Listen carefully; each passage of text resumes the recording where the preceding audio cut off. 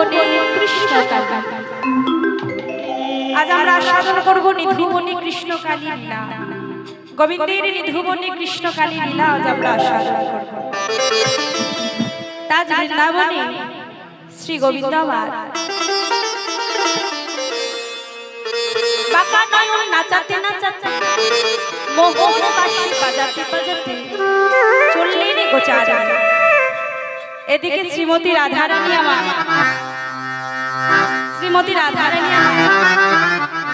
যমুনাতে জল আনতে যাচ্ছে। এমন সময় রাধারানী আমার জল আনতে যাচ্ছেন, ঠিক সেই সময় গোবিন্দ আমার গোঠে যাবে, গোচারণে যাবে, তাই নাচতে নাচতেই যাচ্ছে। তাই কি বললেন, আজ গোঠে চলে বিনোদ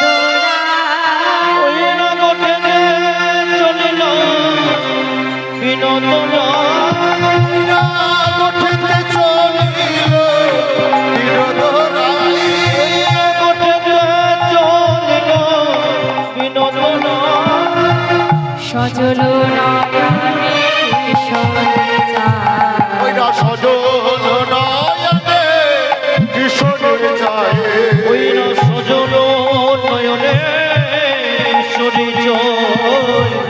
বধুর বদন দেখিতে না পায়, বধুর বদন দেখিতে না পায়, বধুর বদন দেখিতে না পায়। গুমরি গুমরি কাঁদিছে গোরা, ওই না গুমরি গুমরে কাঁদিছে গোরায়, ওই না গুমরি গুমরি কাঁদিছে গোরায়। গোবিন্দ আমার গোচারণে যাচ্ছে।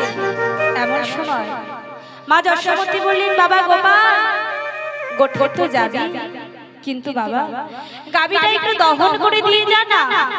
গাভী দহন করতে বলছে। মা যশোমতী বললেন, বাবা গাভীটা একটু দহন করে দিয়ে যা। গোবিন্দ আমার গাভী দহন করতে বড়ই ভালোবাসে। তা গোবিন্দ আমার গাভী দহন করবার নাম শুনে বড় আনন্দ হয়ে কি করলেন, ছাদন দড়ি লইয়া কানাই চলিলা বাগানে, চলিলা বাগানে,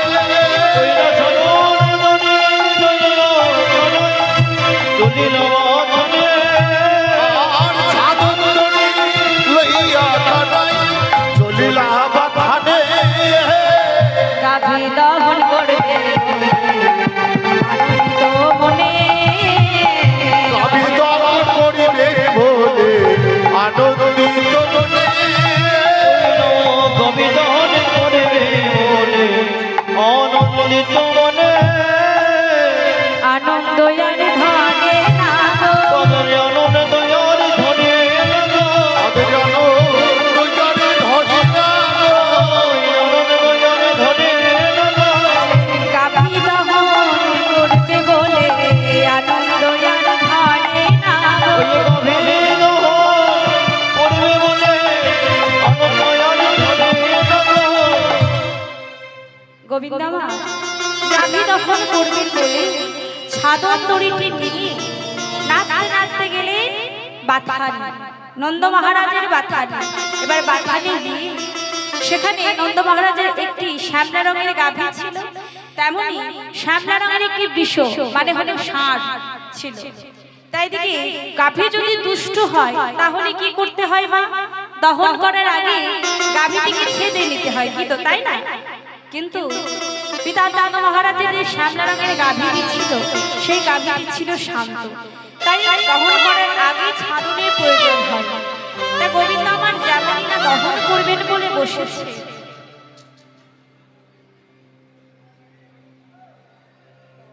দহন করবেন বলে বসেছে,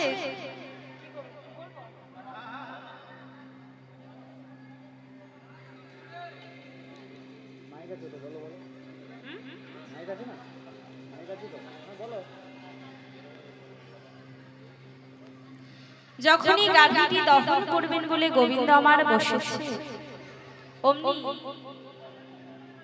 শ্রীমতী রাধারানী আমার সেই পথ দিয়ে যমুনা থেকে জল নিয়ে গৃহে যাচ্ছে।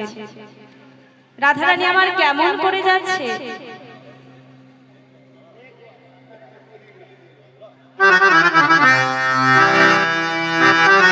রাধারানী আমার যমুনা থেকে জল নিয়ে কেমন করে যাচ্ছে? রুনো ঝোনো রুনো ঝোনো বাজে, রুনো ঝোনো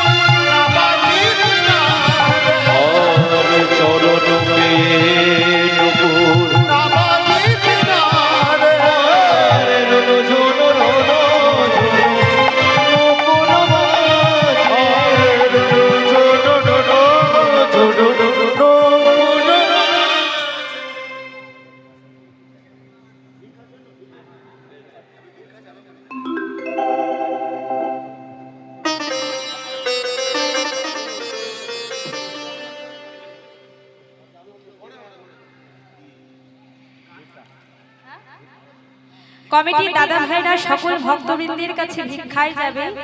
তো যার যার সামর্থ্য সবাই এই ভগবানের নামে এই বৃন্দাবন যে সাজিয়েছে সেটিকে সাফল্যমণ্ডিত করার জন্য সবার যা যা সামর্থ্য রয়েছে তেমন মুক্ত হস্তে দান করবে। আর যে দান করবে তার ফল সবাই নিশ্চয়ই পাবে। নিতাই গৌর হরি বল, হরি বল। তাহলে শ্রীমতী রাধারানী আমার চলে যাচ্ছেন সেই পথ দিয়ে। এখন গোবিন্দ আমার কি করেছে মা? গোবিন্দ আমার গাভী দহন করবেন কি নয়ন পড়েছে গিয়ে রাধারানীর দিকে। যখনই রাধারানীর দিকে নয়ন পড়েছে অমনি গাভীটি দহন করবেন। আর সেই সময় যে শ্যামলা রঙের গাভীটি ছিল সেই গাভীটি সরে গিয়ে শ্যামলা রঙের বৃষটি এসে দাঁড়িয়ে পড়েছে। হরি হরি। যেমনই না শ্যামলা রঙের বৃষটি দাঁড়িয়ে গেছে, বৃষ মানে হলো ষাঁড়। তা ষাঁড়ে কি দুধ দেয়? ষাঁড়ে তো দুধ দেয় না। তা কি করেছে না? যেমনই না দহন করবেন বলে হাত দিয়েছে অমনি সেই ষাঁড়টি গোবিন্দকে আমার এক লাথি মেরেছে। গোবিন্দ আমার ছুটে গিয়ে পড়েছে। আর যেমনই না পড়েছে অমনি গোবিন্দ আমার বললেন, সুবল, এই সুবল, তোর দুটি করে ধরে বলি, সুবল আমাকে আমার প্রেমময়ের সাথে মিলিয়ে দে। দেখুন, যিনি জগতের সমস্ত কিছু মিলিবার উপায় করে দিয়েছেন তিনি আজ সুবল কি বলছে? সুবল আমাকে রাধারানীর সাথে মিলিবার উপায় বলে দিন। বলছে সুবল যদি মিলাইতে পারি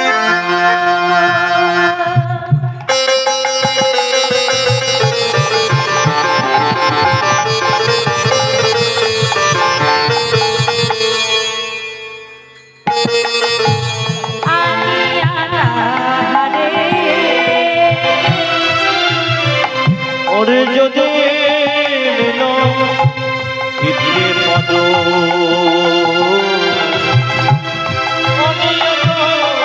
পদ আর যদি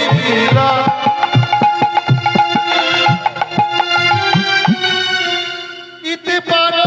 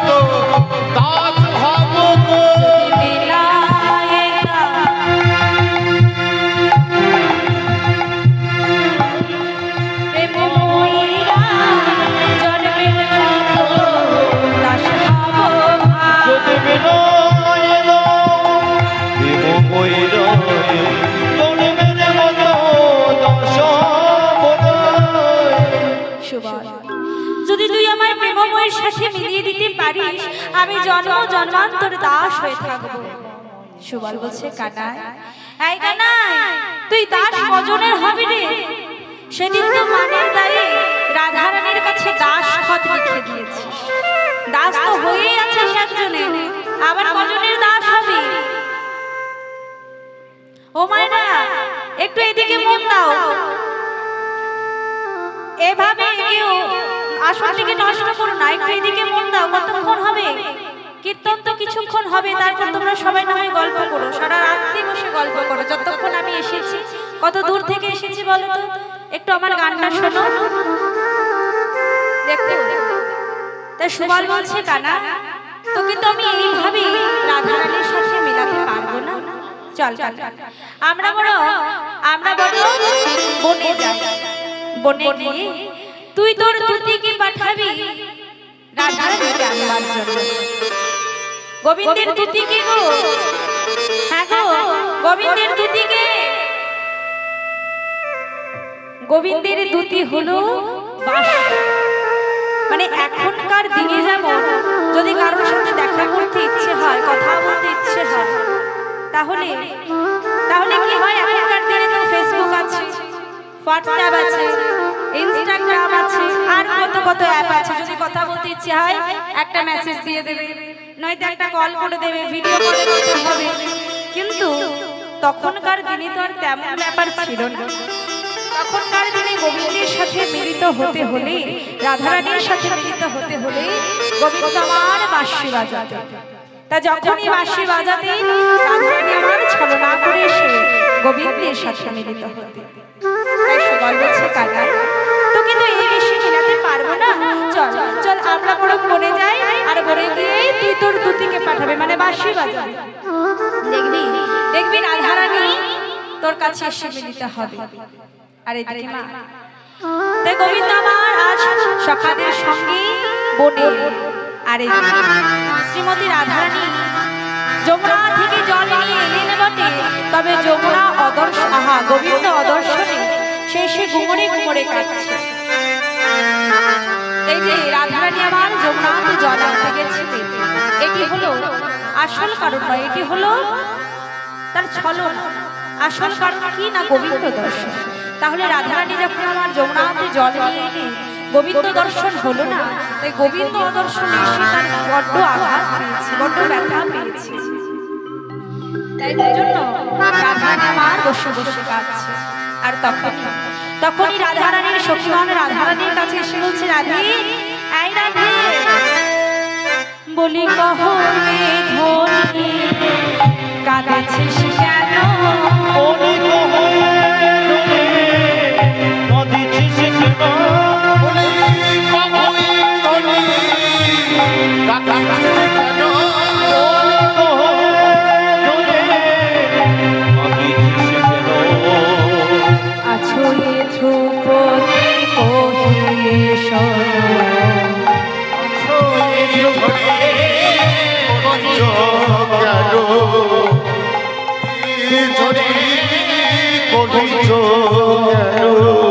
দেবী আরাধনা ছলনা করি, ওই দেবী আরাধনা ছলনা করে, ওই দেবী আরাধনা ছলনা করি, সবে মোরা যাইয়া মিলাব, আরে সবে মোরা যাইয়া মিলাব হরে, আর সবে মিলা যাইয়া মিলাব করে।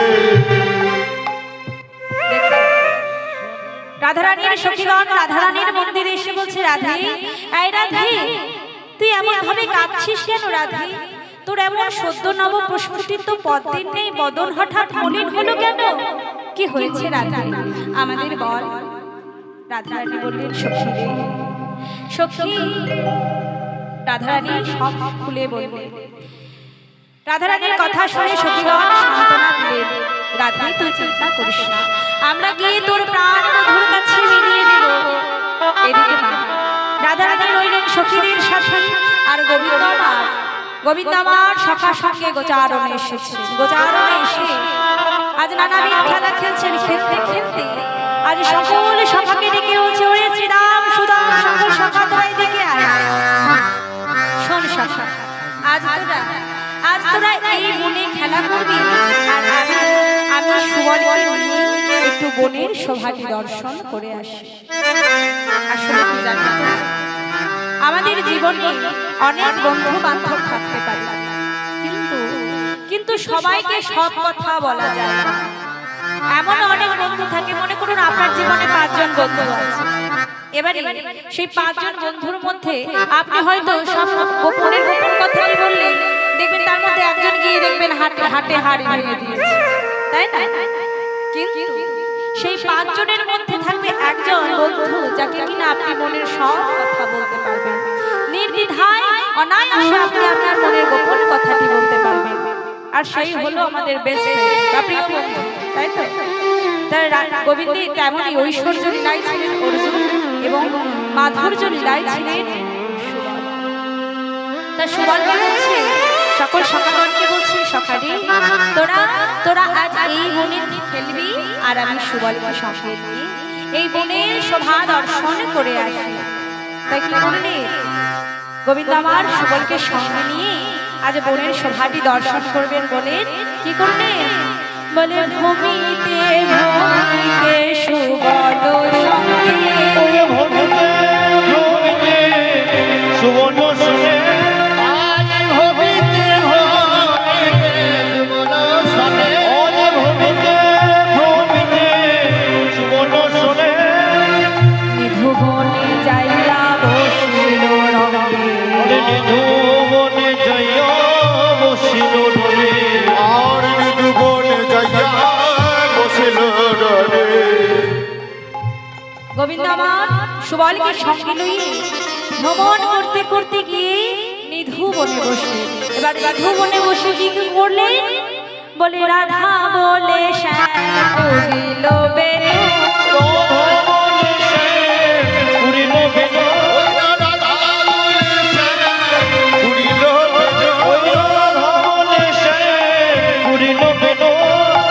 ধনি শুনি ধনি অবসর, ধনি শুনে ধনি অবসর, ধনি শুনে ধনি অবসর।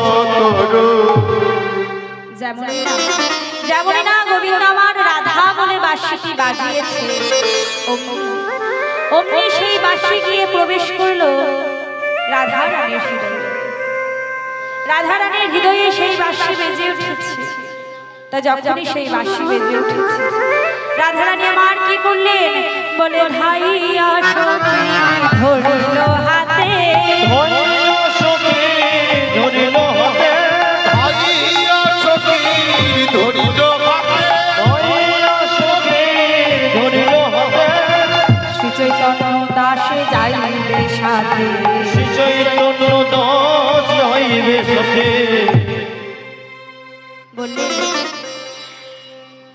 রাধারানী যেমনই না সেই বংশীর ধ্বনি শুনেছে, সখীগণের গলাটি জড়িয়ে ধরে বলছে, সখী রে দেখ সখী, আমার গোবিন্দের বাঁশি, আমার প্রাণ বধুর বাঁশি কেমন অনুনয় বিনয় করে আমায় ডাকছে, কিন্তু সখী আমি কেমন করে যাব?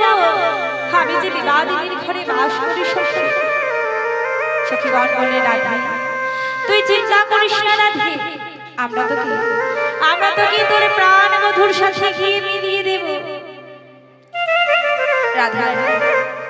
রাধারানী বলেন, কেমন করে মিলাবি সখী?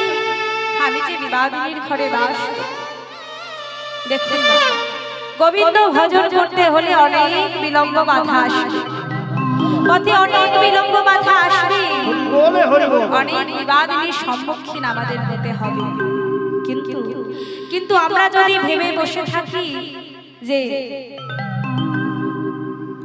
আমরা পারবো না, গোবিন্দ ভজন করতে গেলে তো বিলম্ব আসবে, আমরা পারবো না, সামনে এগিয়ে হয়তো আমরা যেতে পারবো না, কিন্তু যদি আমরা নিজের জায়গায় স্থির থেকে আমাদের এই মনটাকে স্থির করে সেই পথে এগিয়ে যেতে পারি, নিশ্চয় আমরা গোবিন্দ চরণ পাবো।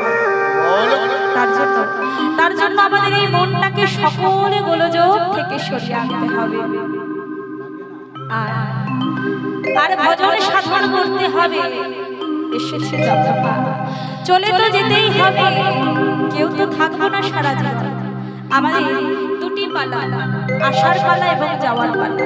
তাহলে আসার পালা আমাদের সবার, এবার করে রইল যাওয়ার পালা। আমাদের সবাইকে চলে যেতে হবে মা। গোবিন্দের কাছে আমাদের রূপ প্রার্থনা থাকা উচিত। আমরা যখন এসেছিলাম ভগবানের কাছে বলে এসেছিলাম, হে গোবিন্দ আমাকে একবার মনুষ্যকুলে পাঠাও, আমি সেখানে গিয়ে সদা সর্বদা তোমার নাম গান করব, তোমার চরণের দাস হয়ে থাকবো, তোমার দাসত্ব করব। কিন্তু আমরা যখন এই পৃথিবীতে এলাম, ভগবান যখন আমাদেরকে পরিপূর্ণ মানব রূপে এই পৃথিবীতে পাঠালে, আমরা কি করলাম? আমরা ভগবানের দাসত্ব করব কি? আমরা মায়ার দাসত্ব করছি। সব ভুলে গিয়ে মায়ার দাস হয়ে গেলাম। সংসার মায়ায় আনন্দ হয়ে আমরা আমাদের আসলে কর্মটিকেই ভুলে যাচ্ছি না। ভাবতো আমরা সংসারের জন্য কত কিছু ত্যাগ করেছি, কতই না কেঁদেছি সংসারের জন্য, কিন্তু তার পরিবর্তে সংসার আমাদের কি দিয়েছে? দুঃখ, কষ্ট, জ্বালা, যন্ত্রণা, তাই না? তাহলে যদি ত্যাগ করতে হয় ভগবানের জন্য করো, যদি কাঁদতে হয় ভগবানের জন্য কাঁদো। তাতে ফলস্বরূপ আমরা গোবিন্দের চরণ। আমরা এসেছি যখন চলে তো যেতেই হবে। গোবিন্দের কাছে আমরা এই প্রার্থনা করব, তিনি যেমন এই পথে আমাদের এনেছে, এই ভব সংসারে যেমন তিনি আমাদের নিয়ে এসেছেন, যেন হাতটি ধরে তার কাছে যাওয়ার সেই পথ যেন তিনি আমাদের দেখিয়ে দেন। তাই আমরা গোবিন্দের কাছে করজোড়ে প্রার্থনা করব, আমার জীবন নদী তুমি নাইয়া, এই ভবের খেলা সাঙ্গ হলো রে,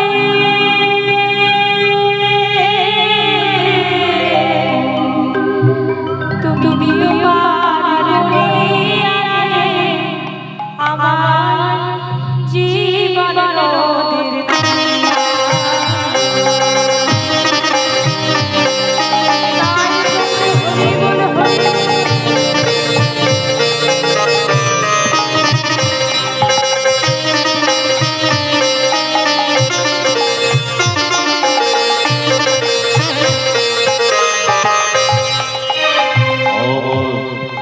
জীবনে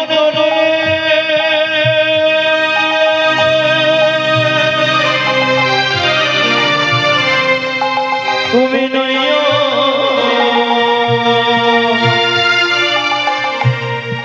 ভবের খেলা সঙ্গ হলো রে,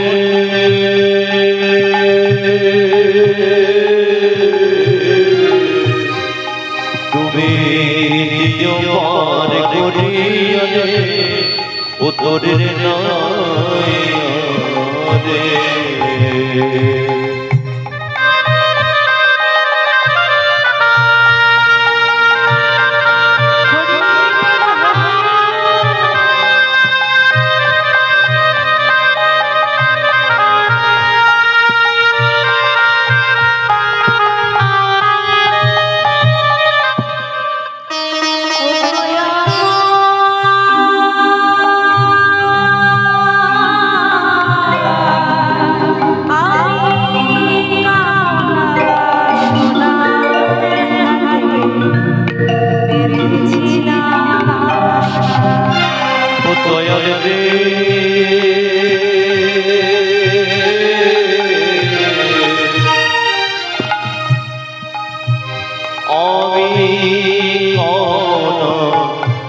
বসনার হাতে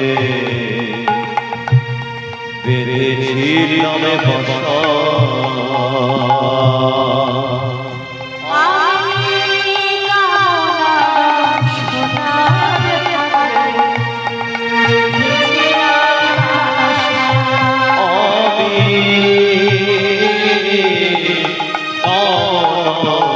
বাসনার হাতে বেঁধেছিলাম সে বাসায় আমার ভেঙে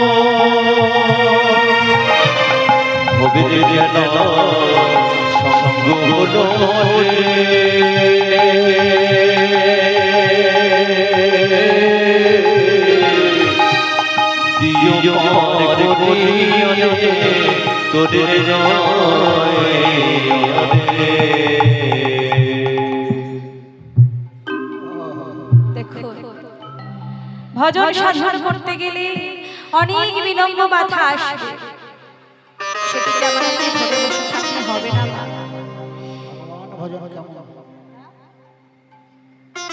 তাহলে এদিকে শ্রীমতী রাধারানী আমার সখীগণকে অনুনয় বিনয় করছে, আমার প্রাণ বধূর সাথে নিবার উপায় করবে।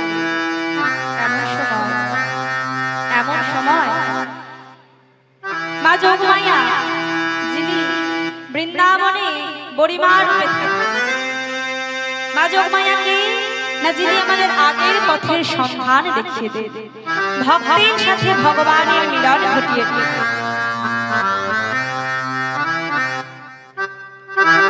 ভক্তের সাথে ভগবানের মিলন ঘটিয়ে দেন, অথবা এই জীবাত্মার সাথে পরমাত্মার মিলন ঘটিয়ে দেন।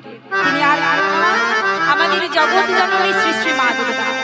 মা দুর্গা বড়িমা রূপে মানে যোগমায়ার রূপ, বড়িমা রূপে বৃন্দাবনে থাকবে এবং গোবিন্দের প্রতিটি লীলাকে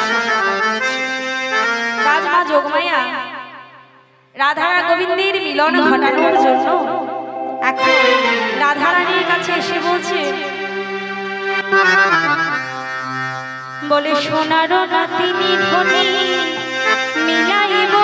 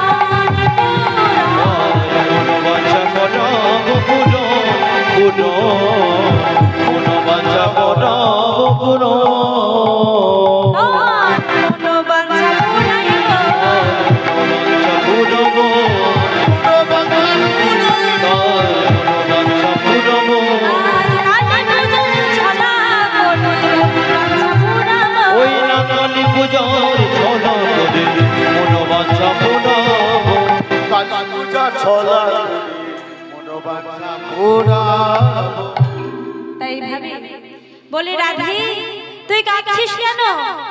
তোর প্রাণ মধুর সাথে আমি মিলিয়ে দেব। শোন, তুই একটু চুপ করে বসে, আমি তোর শাশুড়ির কাছে অনুমতি নিয়ে আসছি। রাধারানী বললে, কি বললে? বড়িমা তুমি শাশুড়ির কাছে অনুমতি আনতে? আরে বাবা, যারা আমাকে কৃষ্ণ নাম করতে দেয় না, কৃষ্ণ নাম শুনতে দেয় না, এমনকি কালো মেঘের পানি চাইতে দেয় না, সে কিনা আমাকে কৃষ্ণ দর্শনের লাগে অনুমতি দেবে? বড়িমা বলছেন, রাধে আমি কি বলবো তুই কৃষ্ণ দর্শনে যাবি? শোন, বলে হরিনাম কৃষ্ণ নাম অতীত মধুর, যে জন কৃষ্ণ ভজে সে বড় চতুর। মানে হরিনাম কৃষ্ণ নাম এটি হলো বড়ই মধুর। গোবিন্দ তো আমার চতুর্বর্ণে, চতুরের শিরোমণি শ্যাম সুন্দর, তার যারা ভক্ত হয় তারা আরো বেশি চালাক। তা বলছে, শোন, কৃষ্ণ ভজন করতে হলে একটু চালাকি করতে হবে, চতুরানি করতে হবে। তুই বস, আমি তোর শাশুড়ির কাছে অনুমতি নিয়ে আসছি। এবারে বুড়িমা এখন জটিলার দরজার সামনে গিয়ে জটিলাকে ডাকছে, জটিলে ও জটিলে, জটিলে আছিস? বয়স হয়ে গেছে তো, গলাটা ভেঙে গেছে।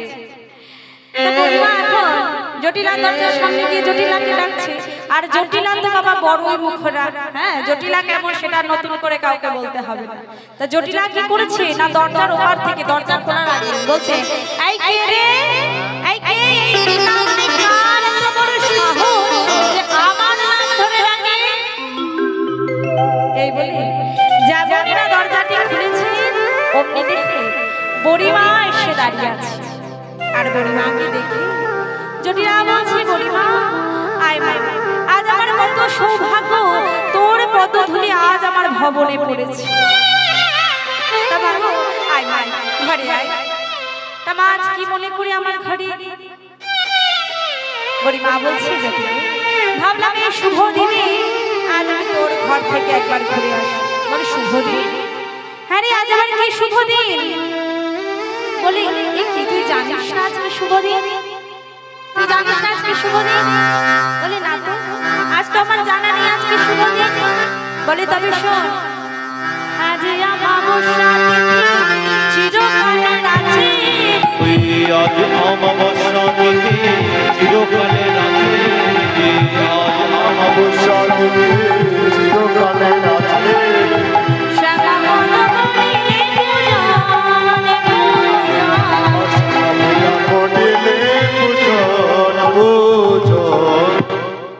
হ্যাঁ রে, আজ যে অমাবস্যা তিথি রে, এটা শুভ দিন তো, তাই এই অমাবস্যা তিথিতে মা কালীর পুজো করতে হয়। ও তাই বুঝি? বলে হ্যাঁ রে, আজ এই তিথিতে যদি কেউ মা কালীর পুজো করে তাহলে কি হয় জানিস? সে চিরআয়ুষ্মতী হবে, চিরকাল সুখী হবে, চিরআয়ুষ্মতী হবে, চিরকালের সুখী হবে,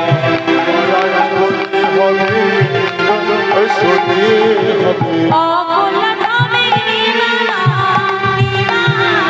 অকল্যাণ হবে নিবারণ, নিবারণ, অকল্যাণ হবে নিবারণ।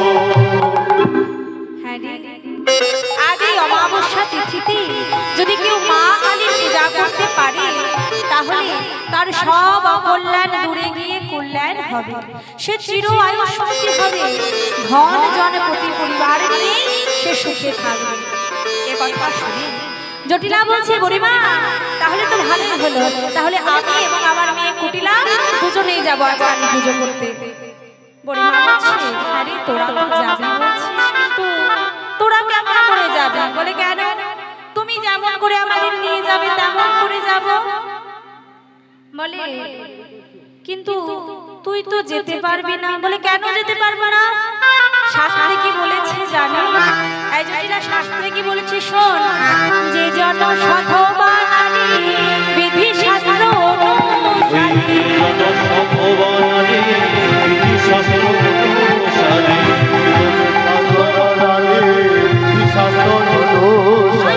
চরণ তলে করো এই আশ্রয়, আশ্রয়। চরণ তলে করো এই আশ্রয়,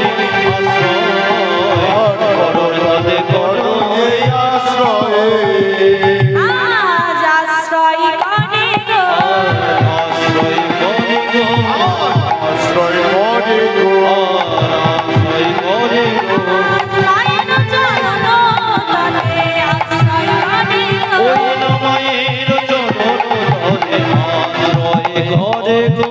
ও এই মাই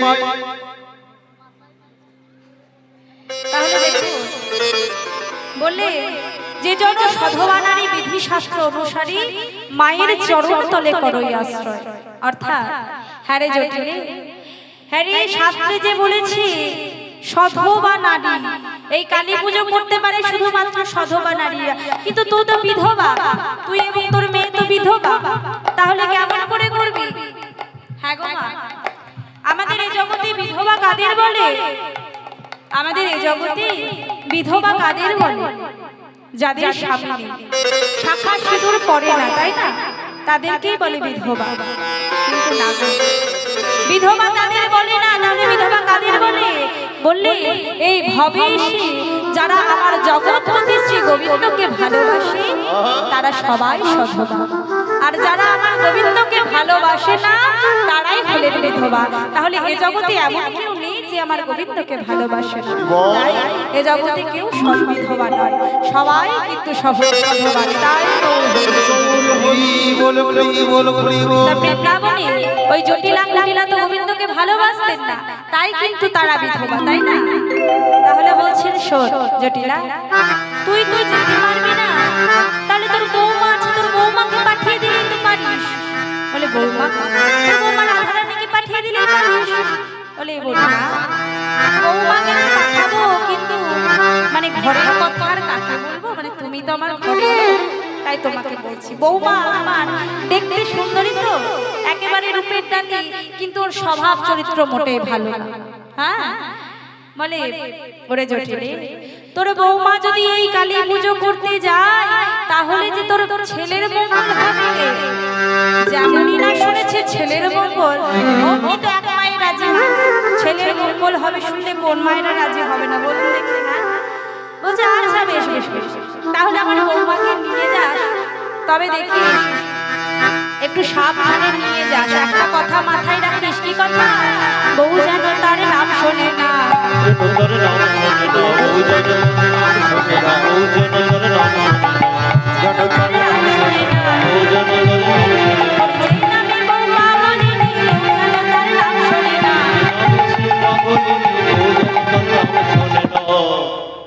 বলছে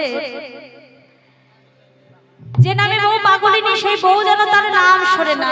এবারে গরিমা তো চতুরাহী সে নিশ্চিত জানেন যে কৃষ্ণের কথা বলছে, তবুও দেখে যে বিবাদিনীর মুখ দিয়ে একবার কৃষ্ণ নাম বলে। বলছে হ্যাঁ রে জটিলে, তুই কার কথা বলছিস? বলে কেন? আরে ওই যে ওই পাড়ার সেই ওই নন্দ ঘোষের বেটা বিবাদিনী, তো সহজে তো কৃষ্ণ নাম বলবে না বাবা। বলছে ও জটিলা, গরিমা দেখছি যে সহজে কৃষ্ণ নাম বলবে, তাহলে এক কাজ করি, এই বিবাদিনীর মুখ দিয়ে এই বিবাদিনীকে প্রকারান্তে বিস্ময় কৃষ্ণ নাম শুনি, কারণ কৃষ্ণ নাম বললে তাই বলছেন ও আচ্ছা আচ্ছা আচ্ছা, ওই পাড়ার ওই নন্দ ঘোষের বেটা কৃষ্ণ তো? আরে ওই সমাজের সাথে বনে বনে ধেনু চড়িয়ে বেড়ায় কৃষ্ণ তো? কদম তলায় বসে বসে বাঁশি বাজায় সেই কৃষ্ণ? ব্রজগোপীদের বসন চুরি করে ওই কদমের ডালে তুলে রাখে সেই কৃষ্ণ? ওরে ওই কৃষ্ণ নাম আমরা পড়বই বা কেন? কৃষ্ণ নাম বলবই বা কেন? কৃষ্ণ নাম শুনবই বা কেন? কৃষ্ণ নাম বলবো না, কৃষ্ণ নাম করবো না, কৃষ্ণ নাম শুনবো না, এই বলে এই প্রকারান্তে বিস্মার কৃষ্ণ নাম কিন্তু শুনিয়ে দিলেন জটিলা। কারণ কৃষ্ণ নাম বললেও না, শুনলেও না।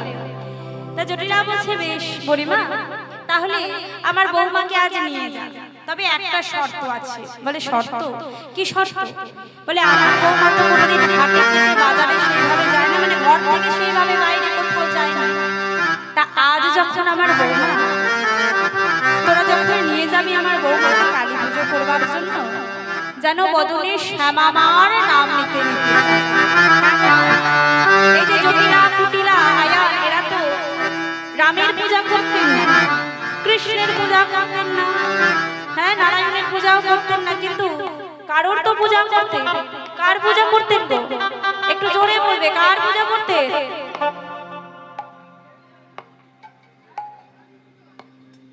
কালী পুজো, ঠিক একদম।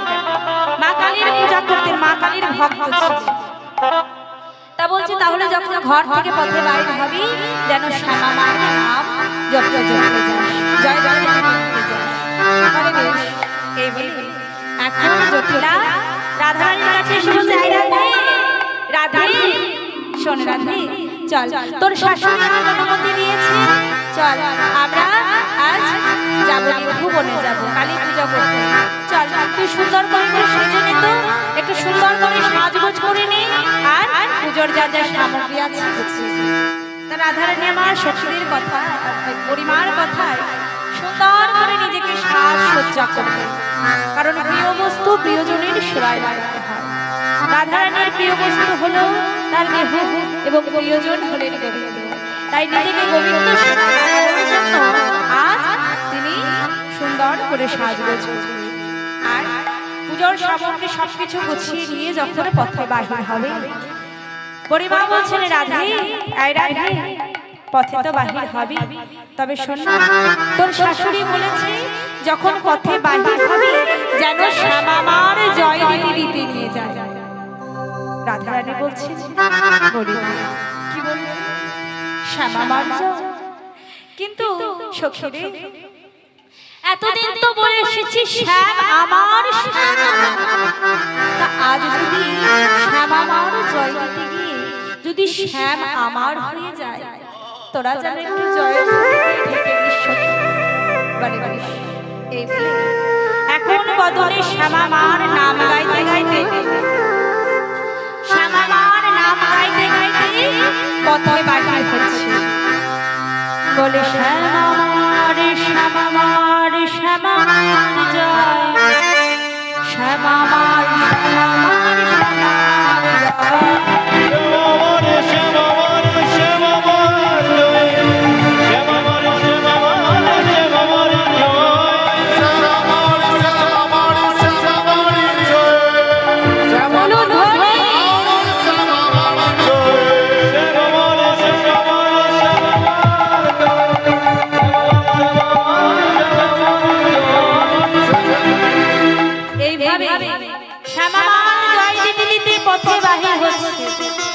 এমন সময় কুটিরা রাধারানীর ননদ যেমনই না দেখেছেন রাধারানী পথে বাহির হচ্ছে, পথ আটকে বলছে বলি এই বউ, ওলো বলো কিনি বউ, বলি যাচ্ছিস কোথায়? হ্যাঁ, রাধারানী বলছেন ননদি আজ আমরা নিধুবনে যাচ্ছি কালী পুজো করতে। ও ওই নিধুবনে যাচ্ছিস কালী পুজো করতে? বলি বলি ঘরে কালীর পুজো করা হচ্ছে না? ললিতা বলছে কুটিলা ও যে জাগ্রত কালী গো। বলে ও তাই বুঝি? এই বউ শোন শোন শোন, তুই আমার মাটাকে, আমার ওই বুড়ি মাটাকে বোকা বানাতে পারিস, মায়ের প্রেমটাকে ওয়াশ করতে পারিস, কিন্তু আমার পারবি না। হ্যাঁ, আমি যে সময় নয়, আমি হলাম কুটিলে। হ্যাঁ কুটিলে, তোকে খুব ভালো করে চিনি, একেবারে হারে হারে চিনি, একেবারে ভালো হারে হারে চিনি, খুব ভালো করে তোকে চিনি। তুই ওই কালী পুজোর নাম করবো বলে গিয়ে ওই কালার সাথে ঢলাঢলি করবি, আমি জানি না মনে করছিস? বলে না গো, আমরা সত্যি আজ শ্যামা পুজো করতে যাচ্ছি। শ্যামা পুজো করবার নাম করে গিয়ে ওই শ্যামের চরণে প্রেম নিবেদন করবি। আজ যদি তোরা যাস আজ কালী পূজা করতে, তাহলে আমিও যাব, দেখবো তোরা কেমন কালী পুজো করিস। কালী পুজো করিস না ওই কেলে ছোড়ার সাথে ঢলাঢলি করিস, আমি আজ নিজের চোখে দেখবো। ললিতা বলছে সখীরে এই রাধা, এই যার জন্য এত ছলা কলা, সে যদি আজ সঙ্গে যায় তাহলে কেমন করে হবে? কৃষ্ণ বিবাদিনী সঙ্গে গেলে কৃষ্ণ দর্শনে কেমন করে হবে? রাধারানী বললেন সখীরে আমি তো আমার সবকিছুই গোবিন্দ চরণে অর্পণ করেছি, নিজের বলতে তো কোনো কিছুই রাখিনি, তাহলে আমার মান রাখার দায়িত্ব আমার গোবিন্দ। বিপদে গোবিন্দ, গোবিন্দ প্রাণ, গোবিন্দ রাখিবে দাসীর। আসলে কি জানেন তোমা, কি জানেন তোমা, ভগবানের ভজনা করতে হলে দরকার হয় না ক্ষীর স্বর্ণাবলী, প্রয়োজন নেই টাকা পয়সার, প্রয়োজন নেই শিক্ষার, যদি থাকে মনে ভক্তি, যদি থাকে মনে প্রেম, তাহলেই কিন্তু ভগবানকে পাওয়া যায়। ভগবানকে ভালোবাসতে কোনো জাতপাত বিচার করতে করে হয় না গো, ভগবানকে ভালোবাসার অধিকার সবার রয়েছে। এখানে ছোট্ট একটি ভক্তের কথা বলি, একটি দৃষ্টান্ত, ছোট্ট দৃষ্টান্ত, একটি ভক্তের কথা, যে ভগবান কিভাবে ভক্তের ডাকে সাড়া দেন, ভক্তকে কিভাবে ভালোবাসে। এক মুসলমান ভক্ত, যার নাম সদন শাহ।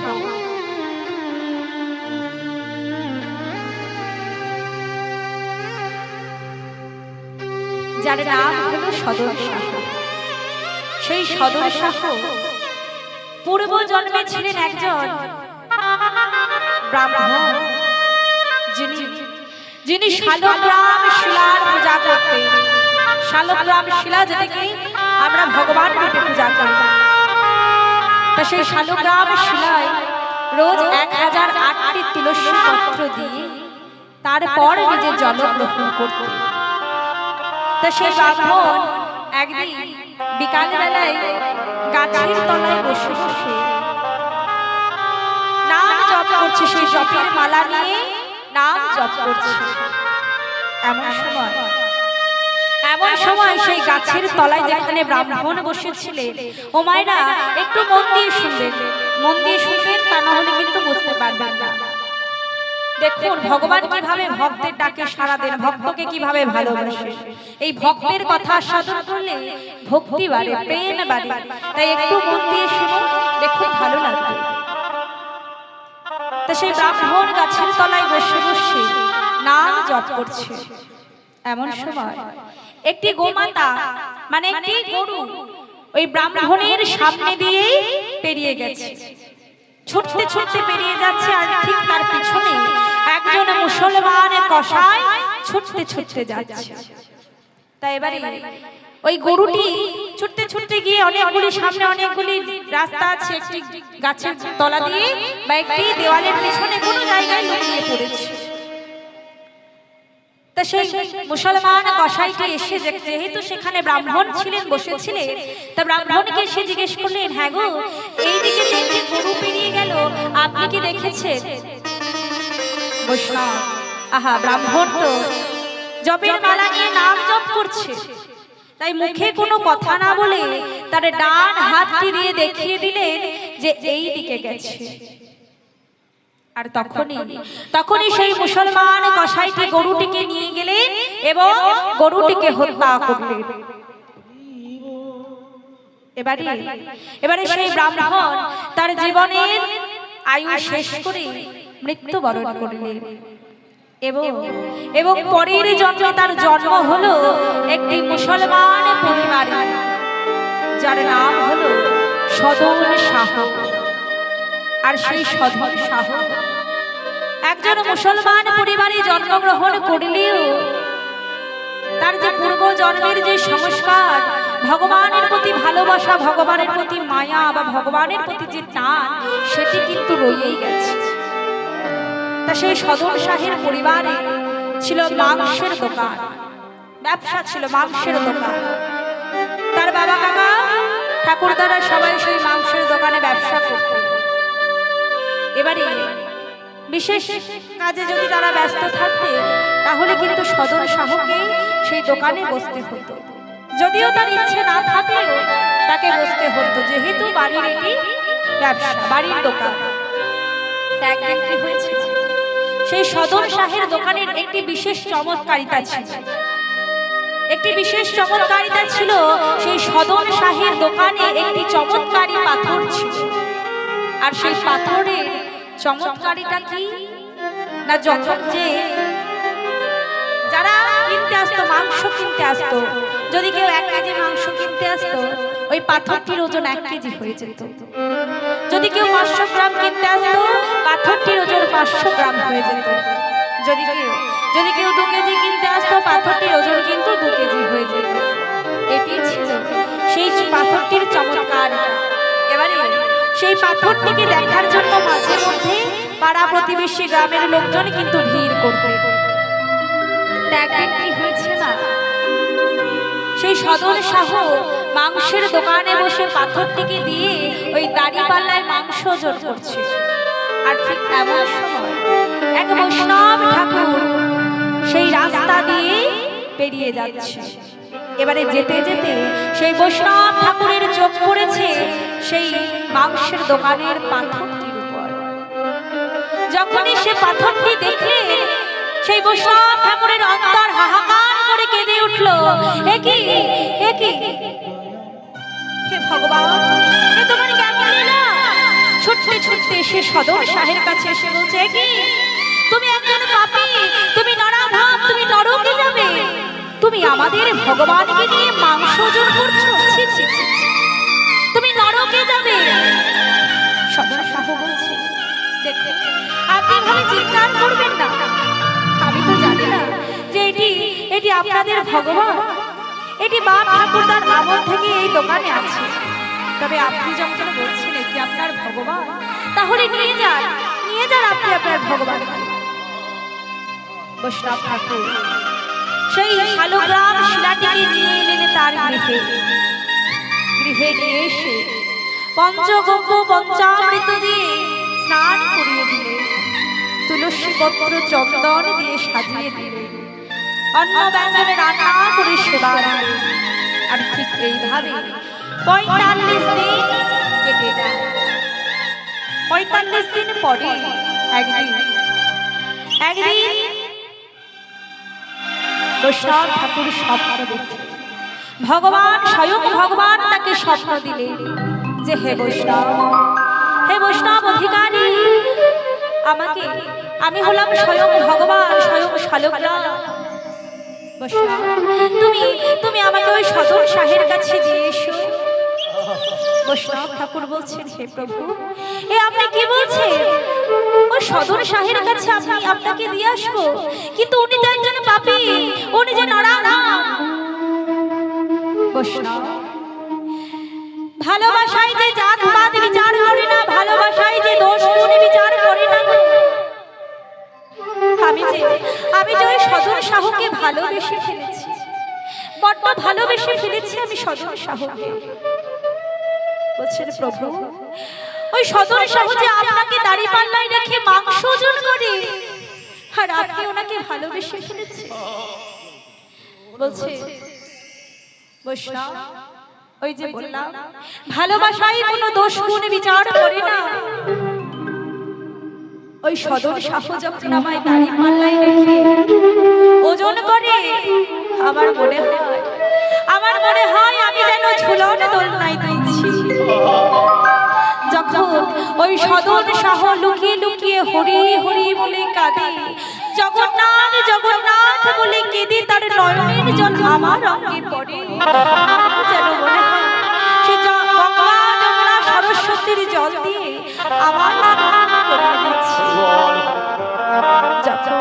যখন লুকিয়ে লুকিয়ে আকাশের দিকে তাকিয়ে হে জগন্নাথ জগন্নাথ হরি হরি কৃষ্ণ কৃষ্ণ বলে, আমার যেন মনে হয় সে বেদন চারণ করছে, বেদন ধ্বনি করছে। তাই বৈষ্ণব, তোমার কাছে আমার একটি বিনয়, আমাকে ওই সদর শাহের কাছে দিয়ে এসো। বৈষ্ণব ঠাকুর বললেন, প্রভু, আমি যে আপনাকে এত সেবা দিই, আপনাকে রোজ পঞ্চব্যঞ্জনে রান্না করে সেবা দিই, তুলসী পত্র চন্দন দিয়ে সাজিয়ে দিই, আমাকে কৃপা করে বিন্দু মাত্র লেশ হবে না। বৈষ্ণব ঠাকুরের কথা শুনে ভগবান বললেন, বৈষ্ণব, আমি তোমায় কথা দিলাম, তুমি অন্তিমকালে আমায় পাবে, আমি আসবো তোমার কাছে, কিন্তু এখন আমাকে ওই সদর শাহের কাছে দিয়ে এসো।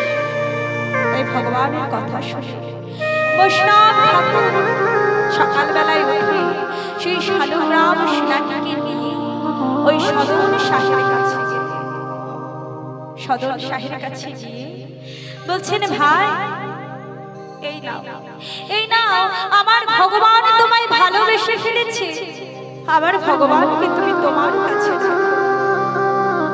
সেই বৈষ্ণব ঠাকুরের কথা শুনে সদর শাহ অবাক হলেন। বলছেন, সদর ভাই, তুমি জানো, তুমি যখন লুকিয়ে লুকিয়ে হরি হরি বলে কাঁদো, আর তোমার এই নয়নের জল যখন আমার ভগবানের অঙ্গে পড়ে, তার যেন মনে হয় গঙ্গা যমুনা সরস্বতীর জল দিয়ে তুমি তাকে স্নান করিয়ে দিচ্ছ। যখন দাড়ি পাল্লায় রেখে ওজন করো, তার যেন মনে হয় দোলাচ্ছ। যখন যখন লুকিয়ে লুকিয়ে আকাশের দিকে তাকিয়ে তাকিয়ে হরি হরি জগন্নাথ জগন্নাথ কৃষ্ণ কৃষ্ণ বলে কাঁদো, তখন তার মনে হয় জানো যেন তুমি বেদোচ্চারণ করছো, বেদধ্বনি করছো।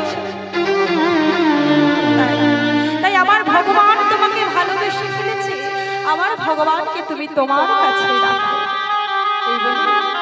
এই বলে বৈষ্ণব ঠাকুর একটা শালগ্রাম শিলাটিকে স্বয়ং ভগবানকে সদন শাহের কাছে দিয়ে নিজ গৃহে ফিরে গেলেন। এদিকে সদন শাহ মনে মনে চিন্তা করলেন, হে প্রভু, হে দয়াময়, হে আপনার কেমন লীলা। আমি একজন এত পাপী, একজন নরাধম, এত এত পাপ করেছি, কত অন্যায় করেছি, কত অত্যাচার করেছি, এরপরেও প্রভু আপনি আমায় ভালোবেসে ফেললেন। যে সংসারে থেকে আমি এত পাপ করলাম, সেই সংসারে আমি আর থাকবো না। এই বলে সেই সদন শাহ সংসার ত্যাগ করে তার মাথার মধ্যে, মাথার পাপড়ির মধ্যে সেই শালগ্রাম শিলাটিকে বেঁধে গমন করলেন নীলাচলের উদ্দেশ্যে, পুরী ধামের উদ্দেশ্যে, উড়িষ্যার পুরী ধামের উদ্দেশ্যে। সংসার ত্যাগ করে এবারে সদন সাহেব, এটা কিন্তু মা কোনো রূপকথার গল্প আমি বলছি না, এটা কোনো ঠাকুমার ঝুলির গল্প নয়, এটি একদম বাস্তব সত্য ঘটনা। এই কলিযুগের ঘটনা, আজ থেকে 6 থেকে 700 বছর আগেকার কথা। ওই মধ্যপ্রদেশের অনুপপুর নামে একটি গ্রামে এই সদন শাহের বাড়ি। ওই মধ্যপ্রদেশের অনুপপুর থেকে সদন শাহ রওনা করলেন নীলাচল ধামের উদ্দেশ্যে। বদলে জগন্নাথ জগন্নাথ বলতে বলতে এখন তিনি গমন করলেন। বলে জয় জগন্নাথ, জয় জগন্নাথ, জয় জগন্নাথ, জয় জগন্নাথ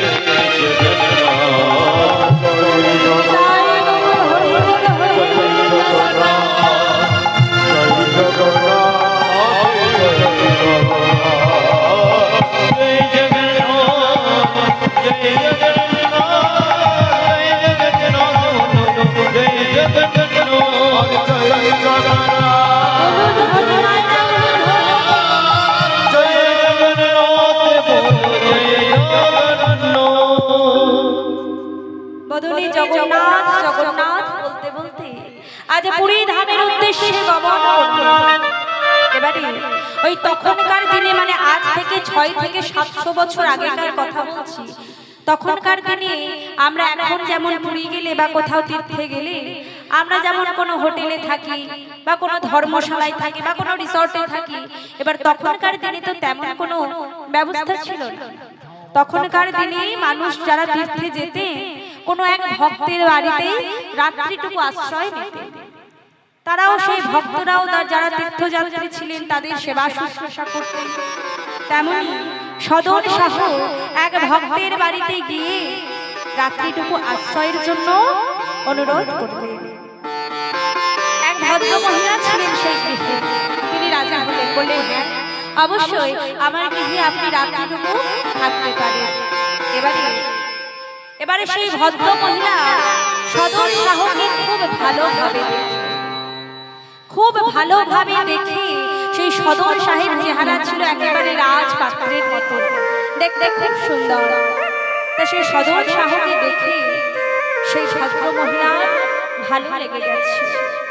সেই ভদ্র মহিলা বলছেন, আমি আপনার কাছে একটি প্রস্তাব রাখছি।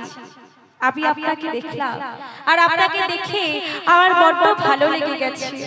আমি আপনাকে ভালোবেসে ফেলেছি, তাই আপনার কাছে করজোড়ে বলি আপনি আমায় নিয়ে পালিয়ে চলুন। সদর শাহ বললেন, মা, আমি আপনাকে মা বলে সম্বোধন করেছি, আমি আপনাকে মা জ্ঞানে প্রণাম করতে পারি, কিন্তু প্রেয়সী জ্ঞানে প্রেম করতে পারি না। আর তাছাড়া আপনার ঘরে আপনার অসুস্থ স্বামী আছে, সেই ভদ্র মহিলার স্বামী অসুস্থ অবস্থায় পড়েছিলেন, তাই আপনি এরূপ প্রস্তাব আমার কাছে আনলেন না। সেই ভদ্র মহিলা মনে মনে ভাবলেন, ও ওই স্বামী তাহলে আমার পথের কাঁটা, বেশ, আমি আমার পথের কাঁটাকে এখনই সরিয়ে দিয়েছি।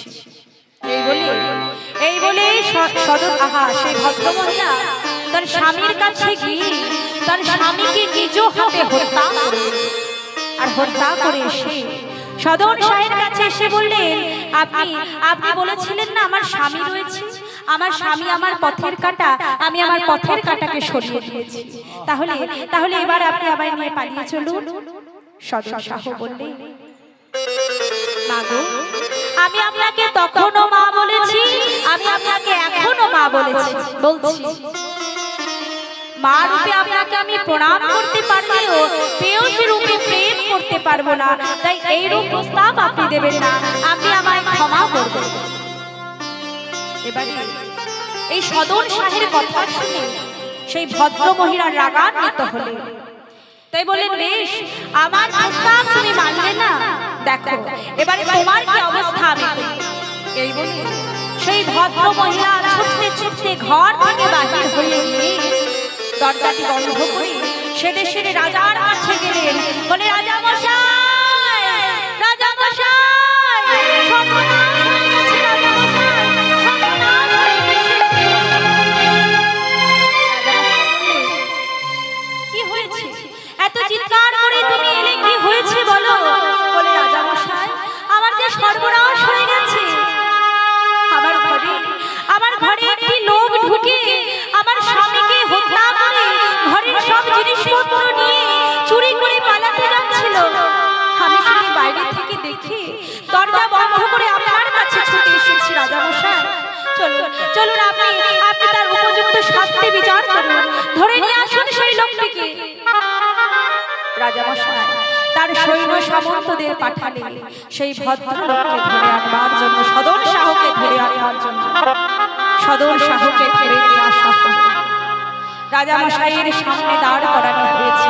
রাজা মশাই খুব ভালোভাবে দেখলে সদর শাহকে, একেবারে পা থেকে মাথা পর্যন্ত দেখলে, আর দেখে তারা বুঝতে বাকি থাকলো না এ কোনো বিশিষ্ট ভদ্রলোক। তবুও তিনি জিজ্ঞেস করলেন যে, আপনি এই ভদ্র মহিলা আপনার নামে অভিযোগ করেছেন, আপনি নাকি তার স্বামীকে মেরে তার ঘরের জিনিসপত্র চুরি করে নিয়ে যাচ্ছিলেন, এটা কি সত্যি? সদর শাহ মাথা নত করে চুপটি করে দাঁড়িয়ে আছে, নির্বাক, মুখে কোনো কথা নেই, নয়নে বাড়ি ঝরছে, জল পড়ছে চোখে। সদর শাহ বুঝতে পারলেন এটা তার কর্মের ফল। মাথা নত করে দাঁড়িয়ে আছে। রাজা মশাই বললেন, দেখুন, আপনি চুপ থাকবেন না, কোনো সদুত্তর দিন, আপনি বলুন, হ্যাঁ বা না বলুন। কিন্তু সদর শাহ একটিও কথা বললেন না, চুপ করে দাঁড়িয়ে আছে। আর যখন সেই চুপ করে দাঁড়িয়ে থাকা দেখলে রাজা মশাই বললেন, শোনো, এ যখন চুপ করে দাঁড়িয়ে আছে, তার মানে এ নিশ্চয় অন্যায় করেছে। যাও তোমরা ওর ডান হাত থেকে দেখে এলো। সদর সাহেব ডান হাত থেকে কাটা পড়ে গেল। সদর সাহেব ডান হাত থেকে কাটা পড়ে গেল। দেখো, আমরা বলি না, আমরা এত কীর্তন শুনছি, হরিনাম করছি, ভগবানের নাম করছি, পূজা করছি, কিন্তু আমাদের জীবনে দুঃখ কষ্ট যায় না। এত কষ্ট ব্যথা কেন পায়? আচ্ছা বলুন তো, ওই সদর শাহের মতো ত্যাগী ব্যক্তি কি আপনি? সদর শাহের মতো ত্যাগী ব্যক্তি আপনি নয়, যে কিনা ভগবানের জন্য সংসার ত্যাগ করলেন, যার মাথার মধ্যে কিনা রয়েছে স্বয়ং ভগবান শালগ্রাম শিলা, তার ডান হাত আজ কাটা পড়ে গেল। আপনারা হয়তো বলে বসবেন কেন, তাহলে ভগবানের জন্য এত কিছু করলো, ভগবানকে এত ভালোবাসলো, তবুও তার ডান হাত কেন কাটা পড়লো? মা গো, এটা তার পূর্বজন্মের কর্মের ফল। ওই যে পূর্বজন্মে তিনি ছিলেন ব্রাহ্মণ, গাছের তলায় বসে বসে যখন নাম জপ করছিলেন, গরুটি যখন পেরিয়ে গিয়েছিলেন ডান হাত দিয়ে কিন্তু দেখিয়ে দিয়েছিলেন, বলে তার ডান হাতটি আজ কাটা পড়ল। আর ওই যে ভদ্র মহিলা তার স্বামীকে নিজ হাতে হত্যা করলেন, সেই ভদ্র মহিলা পূর্ব জন্মে ছিলেন সেই গরুটি। আর যে নিজ হাতে যে হত্যা হলেন যে স্বামী, সেই স্বামী ছিলেন সেই কষাই। তাই গৌর হরি বল, হরি বল, হরি বল। কর্মের ফল থেকে কেউ এড়াতে পারে না। যে যেমন কর্ম করবে তাকে ফল তেমন পেতে হবে। একটা কথা আছে না, কাঁদালে কাঁদিতে হয়, এ কথা পুরাণে কয়, এ কথা তুমি ভালো।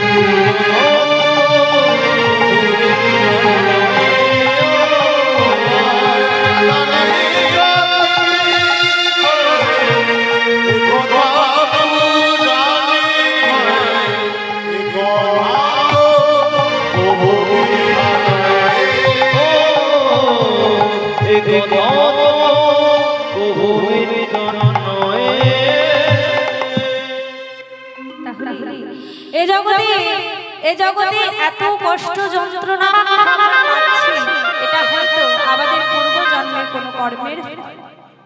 এ জগতে কোনো শাশুড়ির ক্ষমতা নেই কোনো বৌমাকে দুঃখ দেওয়ার, কোনো বৌমার ক্ষমতা নেই শাশুড়িকে দুঃখ দেওয়ার। যেটুকুই আমরা ভোগ করি সব আমাদের কর্মের ফল। তাই তো বলে যে জন্ম হোক যথা তথা কর্ম করো ভালো, কর্মটিকে ভালো করতে হবে। কেমন দেখো, সদন শাহের ডান হাত কাটা পড়ে গেল। সদন শাহ এখন গড়াগড়ি দিতে দিতে যন্ত্রণায় ছটফট করতে করতে কাতরাতে কাতরাতে পুরী ধামের দিকে গমন করত। উড়িষ্যার কাছাকাছি ওই জগন্নাথ মন্দিরের প্রায় কাছাকাছি যখন চলে এসেছে, জগন্নাথ প্রভু তার পান্ডাদের স্বপ্ন দিলেন যে শোনো, আমার এক ভক্ত আসছে, যাও যাও তোমরা আমার ভক্তকে রথে করে নিয়ে এসো। পান্ডাগণ বললেন, হে প্রভু, রোজ রোজ তো হাজার হাজার ভক্ত আপনার কাছে আসে, আমি কি করে জানবো, আমরা কি করে জানবো আপনি কোন ভক্তের কথা বলছেন? ভগবান বললেন, শোনো, এই যে আমি জগন্নাথ, আমার যেমন হাত নেই, দেখবে আমার যে ভক্ত আসছে তারও ডান হাত নেই। তাই যাও যাও আমার ভক্তকে তোমরা নিয়ে এসো। এই বলে সেই ভক্তকে আনবার জন্য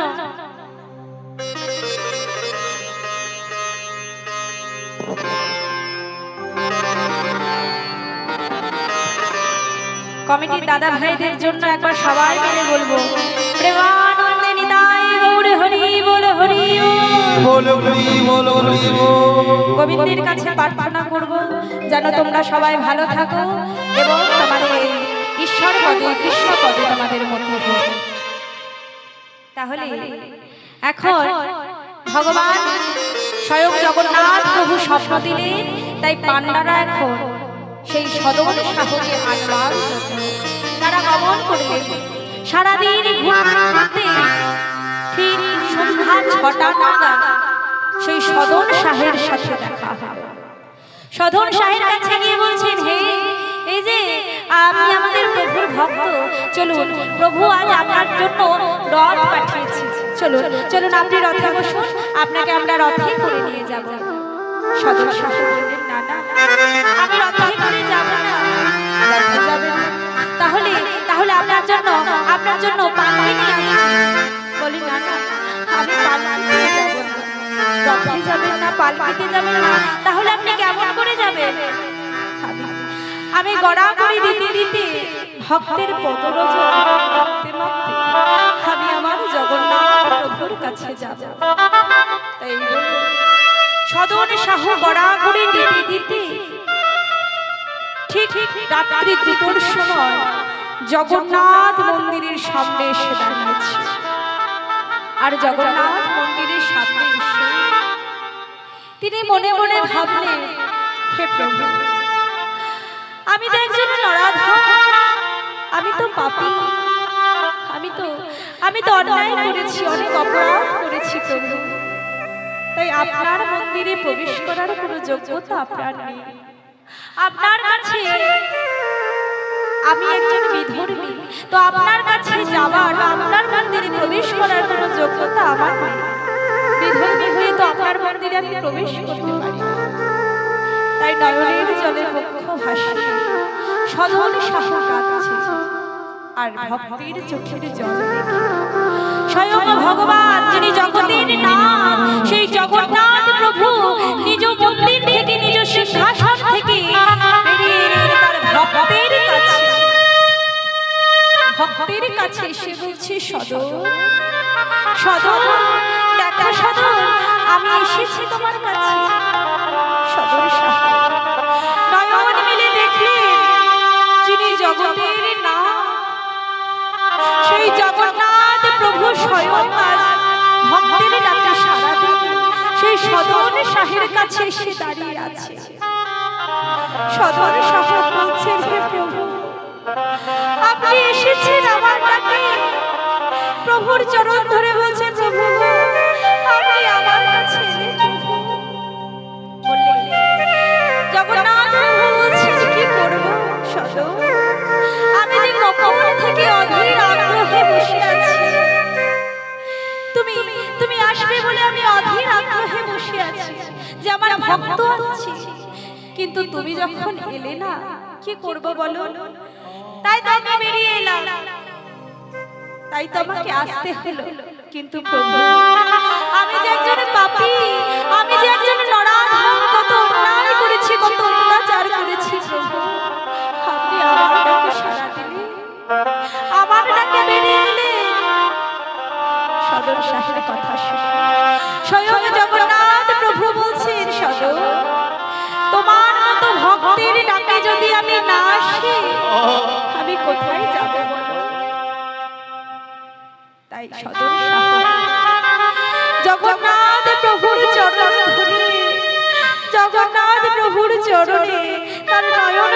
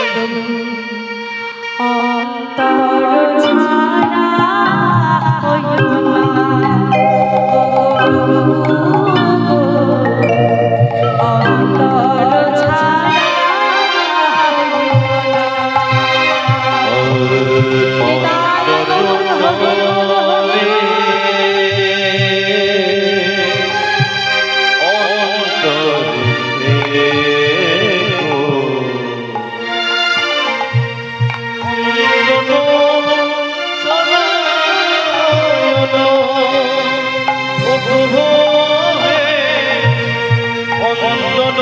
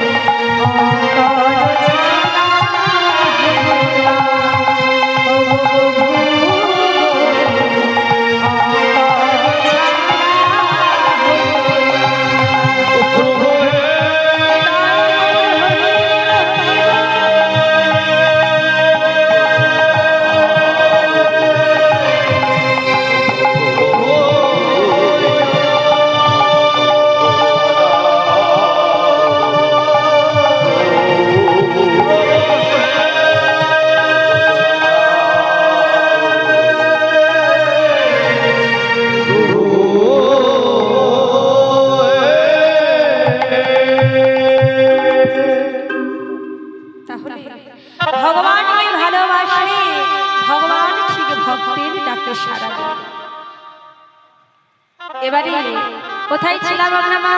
না রাধারানীকে কুটিলা পথ আটকেছে, তাই তো?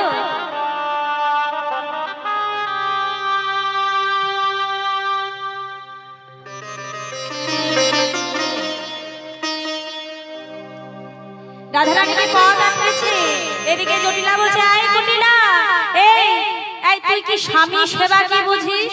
হ্যাঁ, সেই তো কোন ছোট বয়সে নিজের স্বামীকে হারিয়েছিস। এখন তোর দাদার ভালোর জন্য বৌদি কালী পূজা করতে যাবে, তোর সহ্য হচ্ছে না। না বৌমা, যাও যাও, তুমি ওই কুটিলার কথা না শুনে যাও মা, যাও মন দিয়ে গিয়ে তুমি কালী পূজা করো, মন দিয়ে গিয়ে কালী পূজা করো। তাই এখন রাধারানী আমার কি করলে না, শাশুড়ির চরণ ছুঁয়ে প্রণাম করে এখন শাশুড়ির আশীর্বাদ নিয়ে, মানে গুরুজনের আশীর্বাদ নিয়ে তা সে অষ্টসখীকে সঙ্গে করে গমন করলেন নিধুবনের উদ্দেশ্যে। কি বললেন? আজ অমানিসী অন্ধকারে চলিলে নড়াই,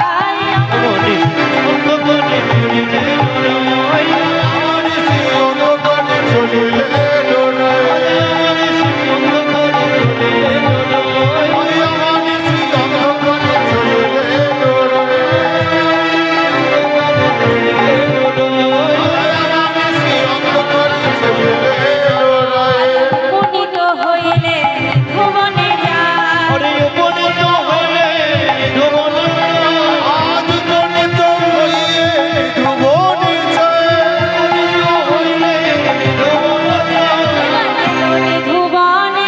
এলো রে ভুবনে একবার এলো রে ভুবনে সখী গণ শোনে এলো নিধুবনে ওই না সখী গণ শোনে এলো রে ভুবনে আনন্দিত মনে সখী গণ শোনে হৃদয়ে গণ হরি ওই না গণ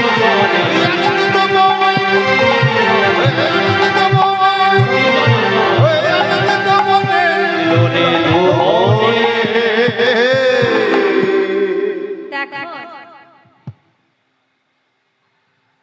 এদিকে কি করেছে মা সখীগণকে সঙ্গে নিয়ে এখন রাধারানী আমার এলেন নিধুবনে আর এদিকে কুটিলা কি করছে বলে গোপনে কুটিলা জলে কিউ কি যায় গোপনে কুটিলা জলে যোগী গোপনে কুটিলা জলে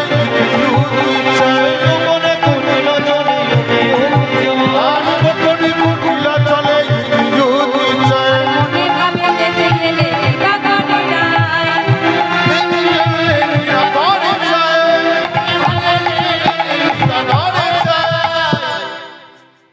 কুটিলা কি করেছে মা কুটিলা কিন্তু গাছের আড়ালে আড়ালে লুকিয়ে লুকিয়ে যাচ্ছে হ্যাঁ দেখছে কি করে এবার দেখি ওই বউটাকে তো নিয়ে এলো বউটাকে এনে এখন কি করে দেখি তো এখন রাধারানী যেই না নিধুবনে এসে উপনীত হয়েছে সখীর সঙ্গে গোবিন্দ আমার কোথাও লুকিয়েছে গোবিন্দ এসে দাঁড়িয়েছে আর যেমনই না গোবিন্দ এসে দাঁড়িয়েছে অমনি কি বললেন না বর্মা কি করেছে বলে রাধিকা করে ধরি রসিকা বড়াই করে ধরি রসিকা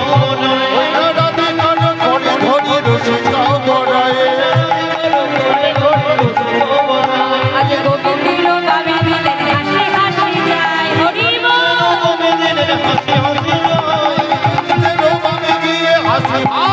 যাদের আনন্দ ধরে না আনন্দ ধরে না আনন্দ ধরে না রায় সাহেবের বামে গেল আনন্দ ধরে ওই না রায় সাহেবের বাবে গেল আনন্দ ধরে না প্রেমানন্দে হরি বল হরি বল রায় সাহেবের বাবে গেল রায় সাহেবের বাবে গেল তাদের আনন্দ ধরে না এবারে যেই না দেখেছে যেমনই না কি করেছে ওই গোবিন্দ এসে দাঁড়িয়েছে আর বড়িমা রাধারানীর হাত থেকে ধরে নিয়ে গিয়ে ওই গোবিন্দের বামে দাঁড় করিয়ে দিয়েছে আর সেরূপ দর্শন করে কুটিলার তো সর্বই অঙ্গ জ্বলে গেছে বলছে ওরে বড়াই বুড়ি ঘাটের মরা দাঁড়া দাঁড়া দাঁড়া দাঁড়া আমাদের বউটাকে কালী পুজো করবার নাম করে এনে ওই কেলে ছোড়ার হাতে সমর্পণ করে দিলি আজ আমি সব কটাকে প্রাণে বধ করার ব্যবস্থা করছি শুধু একবার দাঁড়া এই বলে এখন কুটিলা ছুটতে ছুটতে ঘরে গেল ঘরে গিয়ে বলে মা ও মা বলি গর্ভধারিণী মাটা আমার কোথায় জটিলা বলছে এই কি হলো রে এত চিৎকার করছিস কেন কি হয়েছে কি বলে মা ও মা তোমার বউ কোথায় গেছে গো বৌমা গেছে কোথায় বলে কেন নিধুবনে গেছে কালী পুজো করবার জন্য ও নিধুবনে গেছে কালী পুজো করবার জন্য মা গো কি কালী পুজোর ঘটা গো মা দেখলাম নতুন কালী পুজো দেখলাম নতুন কালী পুজো দেখলাম নতুন কালী পুজো দেখলাম নতুন কালী পুজো মা কালী নাই বাবা কালী নতুন কালী পুজো এই যে মা কালী বাবা কালী নতুন কালী পুজো আহা মা ওগো ওখানে মা কালীর পূজা হচ্ছে না ওখানে বাবা কালীর পুজো হচ্ছে বলে কি বলছিস একটু খুলে বলো বলে মা গো তোমার বউ আজ পুজো করবার নাম করে গিয়ে কালী পুজো করবার নাম করে গিয়ে ওই কেলে ছোড়ার সাথে ঢলাঢলি করছে কি বললি তবে বলি কি দাদা কোথায় বলো দাদা কোথায় আয় আয়টা করে ভেঙে চড়িয়ে ঘরে ফিরেছে তা আয়ানের কাছে গিয়ে বলছে দাদা ও দাদা বলি তোমাকে কতবার বলেছি তোমার বউ সতী নয়, সতী নয়, সতী নয়, তোমার বউ একটা কলঙ্কিনী, তুমি আমার কথা শোনোনি না? বলে এই কুটি না, তুই এত চিৎকার করছিস কেন? কি হয়েছে বল? বলে দাদা কি হয়েছে বলবো বলছিস, তোকে আর কিছু বলতে হবে না, তুই একটু চুপ কর। আমি চুপ করবো না দাদা, আজ আমি আর চুপ করবো না, আমি তোমাকে চোখে আঙুলে দিয়ে দেখিয়ে দেবো তোমার বউয়ের কাণ্ডটা। বলে কি হয়েছে কি? বলে দাদা, বলি সোহাগে আদরে পদ পূজা করে, ওরে আদরে পদ পূজা আরে সোহাগী আদরে পদ পূজা ওরে সোহাগী আদরে পদ পূজা মাথায় তুলেছে যারে, আরে সোহাগী আদরে পদ পূজা করে চাপায়ে নিলে তোগা সোহাগী আদরে পদ পূজা পায়ে তুলে তুমি শোনোনি তখন যত তোরে লোলো,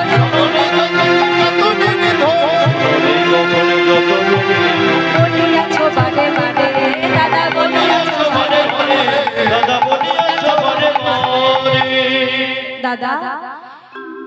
বউ সুন্দরী হলে কি সোহাগ আদর দিয়ে দিয়ে তাকে মাথায় তুলতে হবে? হ্যাঁ, আমার কি মনে হয় জানো দাদা, তোমার বউ তোমাকে নিশ্চয়ই শিকড় মাখন খাইয়ে বাস করেছে। নইলে তোমার বউ এত দোষণে তুমি দেখতে পাও না? ও মা, আমাদের ইহ জগতে যদি কোনো ছেলে বিবাহের পর, নতুন বিয়ের পর ধরুন মনে করে একটু বউকে বেশি বেশি ভালোবাসে, একটু বউয়ের কথা শুনে, এই জগতের মায়েরা বোনেরা দেখবেন বলে না, আমাদের ছেলেটাকে আমাদের দাদাটাকে নিশ্চয় বশ করে নিয়েছে মেয়েটা, নইলে আমাদের বাবু তো এমন ছিল না, বলে না?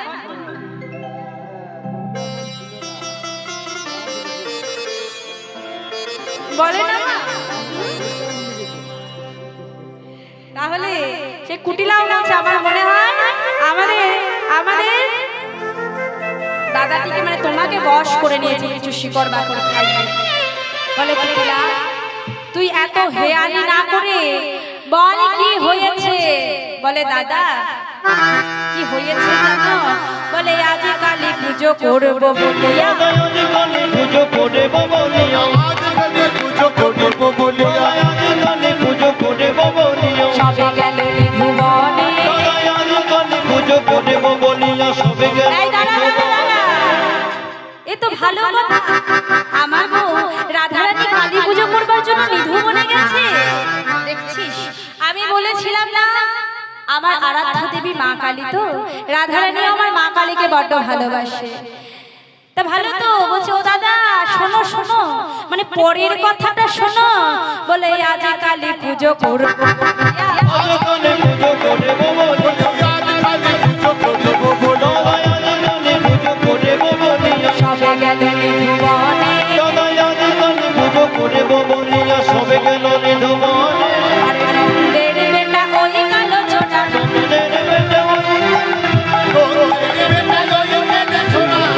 বেটা ওই গেলে ছোড়া লুকাইয়েছিল গোপনে, দাদা লুকাইয়েছিল গোপনে। দাদা লুকাইয়াছিল গোপনে দাদা লুকাইয়াছিল গোপনে বলে দাদা, ও দাদা, ওই নন্দের বেটা কালো ছোড়ার সাথে তোমার বউ ঢলাঢলি করছে। বলে কি বলবি? বলছি কি, তবে বলছি কি? হ্যাঁ, বলে দাদা আজ আমি সব কটাকে প্রাণে বধ করবো দাদা। এই বলে একটি বড় লগুর নিয়েছে না, হ্যাঁ এই হচ্ছে বাঘের মতো এগিয়ে একটি বড় লগুর, লগুর মানে হলো লাঠি, লাঠি নিয়ে এখন রাধারানী যে কুঞ্জে ছিলেন সেই কুঞ্জের দিকে ছুটছে, সেই কুঞ্জের দিকে ছুটছে। আর এদিকে রাধা গোবিন্দকে একত্রে পেয়ে সখীগণ তো আজ মত্ত হয়ে আছে, মত্ত হয়ে নানা রকম খেলা খেলছেন। সখীগণ বলছে, আয় রাধে রাধে রাধে গোবিন্দ, তোদের আজ যখন দুজনকে একসাথে পেয়েছি, আমরা আমরা একটি ঝুলন দোলনা বানিয়েছি, এই ঝুলন দোলনায় তোরা একটু বসবি আর আমরা একটু দোলাবো, তোরা বসবি আমরা একটু দোলাবো। এই বলে এখন রাধা গোবিন্দকে আমার ঝুলন দোলনায় দোলাচ্ছে, দর্শন করুন। দোলে রাই কিশোরী দোলে রাস বিহারী, দোলাই রাধার বসে দোলে রই ঈশ্বরে দোলে রস বিহারে দোলো দোলো লয়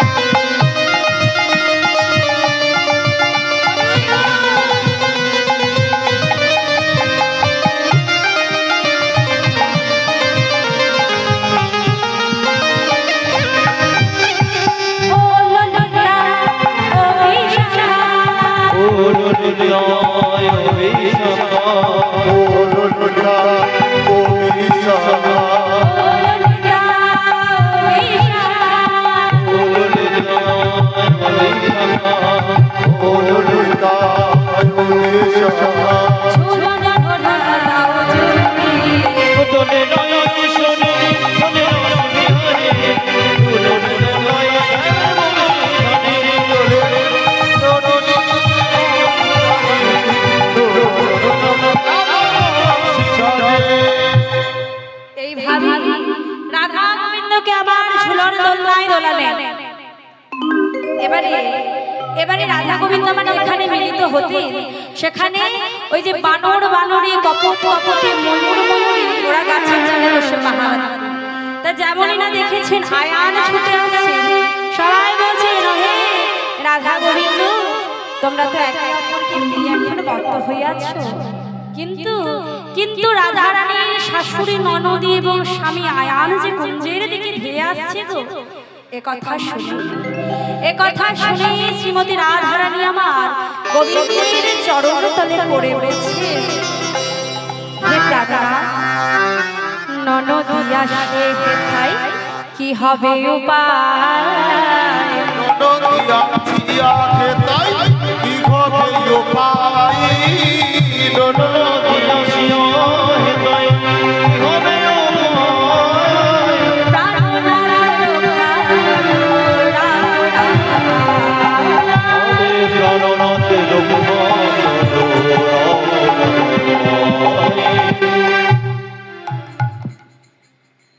হে প্রাণবধূ আমার শাশুড়ি ননদী এবং স্বামী যে কুঞ্জের দিকে ধেয়ে আসছে, আমায় তুমি রক্ষা করো।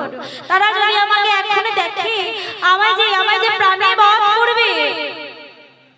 গোবিন্দ আমার বলে রাধে তুমি চিন্তা করো না, তুমি এক কাজ করো, বলে হে কিশোরী মোরে পদে দাও পুষ্পাঞ্জলি, ওরে হে কিশোরী মোর পদে দাও পুষ্পাঞ্জলি, কিশোরী মোর পদে দাও পুষ্পাঞ্জলি, এখনি কোটিলা সহ আয়া যাবে চলি, ওরে যাবে চলে। রাধে তুমি আমার চরণ তলে বসে আমার পুষ্পাঞ্জলি দাও, তারা আমায় দেখবে, দেখে তারা চলে যাবে। তারা শুধু দেখে চলে যাবে না, তারা কি করবে জানো? আমারে দেখিয়া তারা করিবে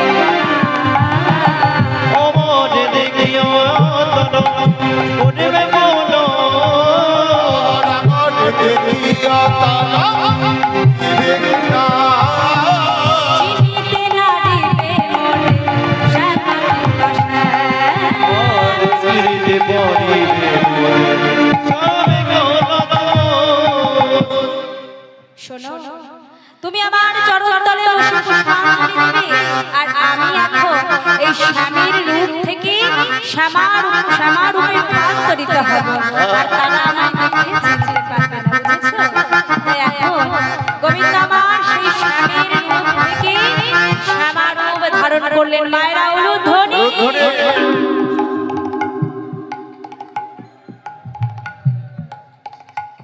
একেবারে স্বামীর রূপ থেকে শ্যামা রূপ ধারণ করলেন। জয় রাধে। দেখো আয়ান এবং জটিলা কুটিলা এসে তারা ছুটতে ছুটতে এলেন কুঞ্জের দিকে, আর এসে তারা কি দেখছে, বলে রাধা বুঝিয়েছে মাতা কালিকায়, বলে রাধা বুঝিছে মাতা কালিকায়, আয়ান টনমি প্রতিমায় রাধা বুঝিয়েছে মাতা কালিকায়, জয় কালী বলে মায়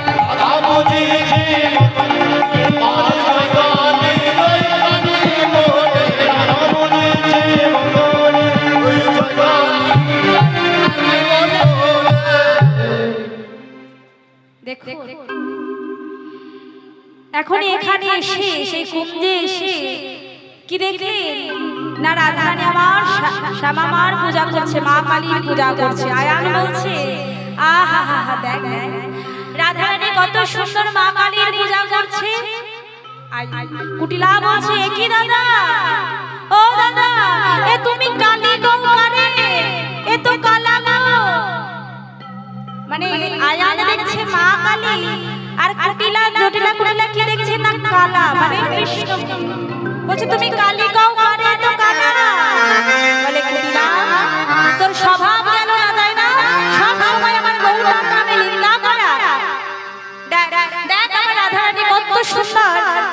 কালীর পূজা করছে। আসলে কি জানেন তো, বললেন ইয়ো যথা মাম প্রপদন্তে তং তথৈব ভজমঃ। যে যেমন ভাবে গোবিন্দের ভজনা করে, যে যেমন ভাবে ভগবানের নাম করে, ভগবান তাকে তেমন ভাবে আশা মেটায়। আসলে আসলে আয়ার মা কালীর পূজা করে, মা কালী সারাক্ষণ বদনে মা কালীর নাম করে, তার জন্য কিন্তু সে মা কালী দেখছে। আর ওই যে জটিলা মহিলা আয়া, তারা তাহলে কি কৃষ্ণের ভজনা করে? করে, কিন্তু তারা কৃষ্ণ নাম, ওই যে কৃষ্ণের নামে পাড়ায় পাড়ায় নিন্দা করে বেড়ায়। আর কি বললাম, আগেও বললাম যে কৃষ্ণ নামটি মুখে বললেই না, সে তুমি যেমন ভাবেই নাও না কেন, কৃষ্ণ নামটি মুখে নিলেই না। তাহলে তারা কিন্তু সারাদিন কৃষ্ণের নামে নিন্দা করে বেড়ায় ঠিকই, কিন্তু কৃষ্ণ কৃষ্ণ তো বলে, তাই তাই তারা কিন্তু সেই কৃষ্ণকেই দেখছে। তাই এখন আয়ান বলছে, শোনো তোমরা তোমরা এক কাজ করো, চলো আমরা এখন মায়ের চরণ তলে বসে পুষ্পাঞ্জলি দেব। জটিলা বলছে, এই আয়ান বাবা, সারাদিন তো মাঠে মাঠে ধেনু চড়িয়ে এসেছিস, তাই তাই চোখে তোর ঝাপসা পড়ে গেছে, তুই ভালো দেখতে পাচ্ছিস না। আয়ান রেগে গিয়ে বলছে, শোনো আমি যা বলবো সেটাই হবে, চলো মায়ের চরণ তলে বসে এখন আমরা সবাই মিলে পুষ্পাঞ্জলি দেব। তোমরা এখন চলো মায়ের চরণ তলে বসে আমরা এখন পুষ্পাঞ্জলি দেব। এই বলে এখন সবাই মিলে মা কালীর চরণ তলে বসে তারা পূজা আরম্ভ করলেন, দর্শন করলেন।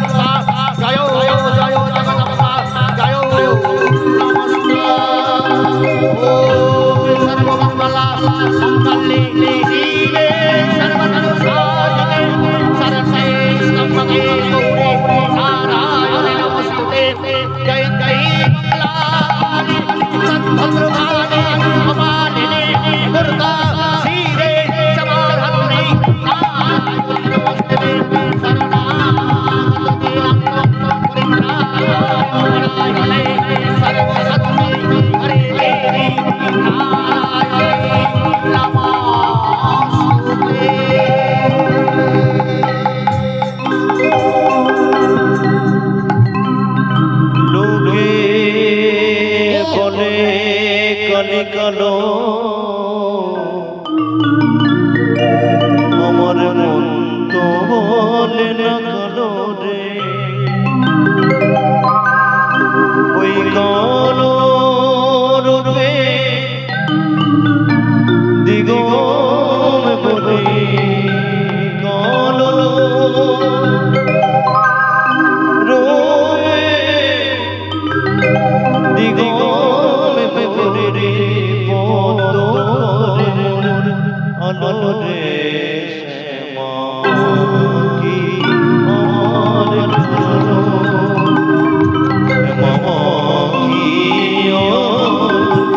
গলরে শ্যামী আমার লোকে বলে কালে কালো আমার বন্ধু বলে কালো রে কালো রে গমে বলে কালো রে গমে রে রে মতো করে মোরা রে শ্যামী আমার গলো রে আমার শ্যামা কখনো পুরুষ কখনো গিরি কখনো মায়ের সেবা দেখে কমল ভবি রে শ্যামা কি আর গলে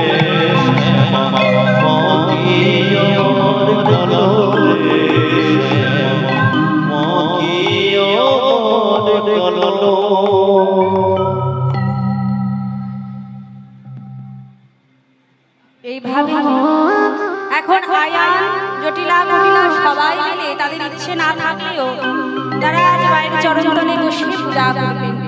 পূজা করে এখন আয়ান বলছে, রাধে তুমি তুমি এখন মন দিয়ে পূজা করো, আমার তো গৃহে অনেক কাজ, আমাকে গৃহে ফিরে যেতে হবে, তুমি একটু মন দিয়ে পূজা করো। আর এবার থেকে যদি কেউ তোমার নামে কলঙ্ক রটায় ওই জেলে ছোড়াকে নিয়ে আমি তার সাথে লোমুর দিয়ে বোঝাপড়া করে নেব। এই বলে এখন আয়ান জটিলা কুটিলা সবাই গৃহে ফিরে গেলেন। আর এদিকে রাধা গোবিন্দ আমার সেখানে রইলেন। সখীগণ বলছে, শ্যাম ও শ্যাম, আর তুমি এই শ্যামা রূপে থেকো না, এবার তোমার সেই ত্রিভঙ্গ ভঙ্গিমা অধরে মুরলী বেষ্টি ধারণ করে একবার দাঁড়াও দেখি, তোমার সেই শ্যাম রূপটি একবার দর্শন করি। এই বলে গোবিন্দ আমার রাধারানীর কথায় সখীদের কথায় শ্যাম রূপে ধারণ করলেন। এবং এখন সখীগণ বললেন যা যা যা, এবার তুই শ্যামের বামে গিয়ে দাঁড়া দেখি, তোদের যুগল রূপ দর্শন করে আজ জীবন। এখন রাধারানী আমার গোবিন্দের বামে গেলেন আর সখীগণ যুগল গাইতে লাগলেন। ও কালা চাঁদ, ও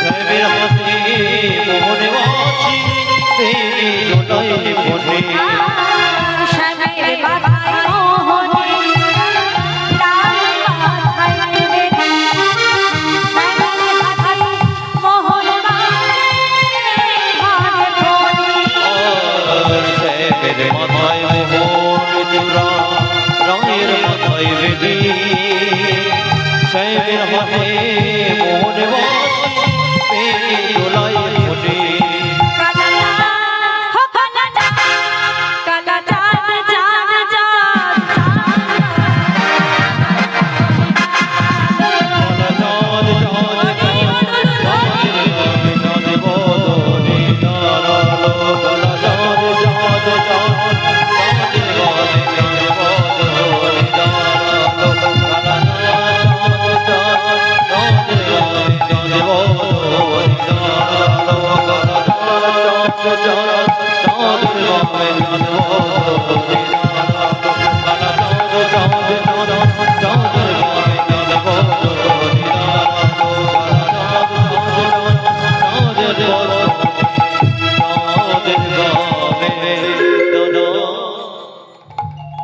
এইভাবে রাধা গোবিন্দের যুগল মিলন হলো। এখন আমরা সবাই মিলে একটু নৃত্য করব। কি গো মা, নৃত্য করবে? তাহলে সবাই উঠে দাঁড়াও, সবাই উঠে দাঁড়াও, সবাই একটু নৃত্য করে নি। এই ভগবানের নামে নৃত্য করলে আমাদের মনে প্রাণে সব সকল জ্বালা কিন্তু দূরীভূত হয়।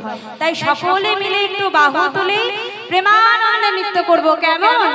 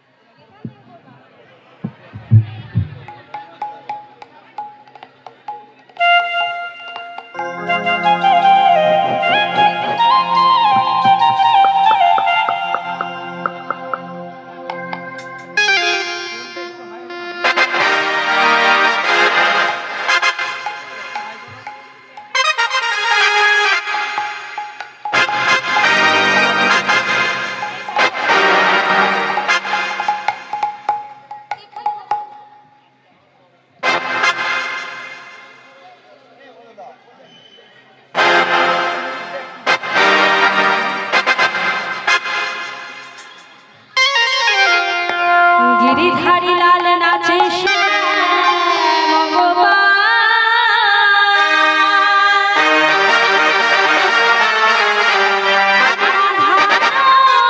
নাচে গিয়ে তালে তাল।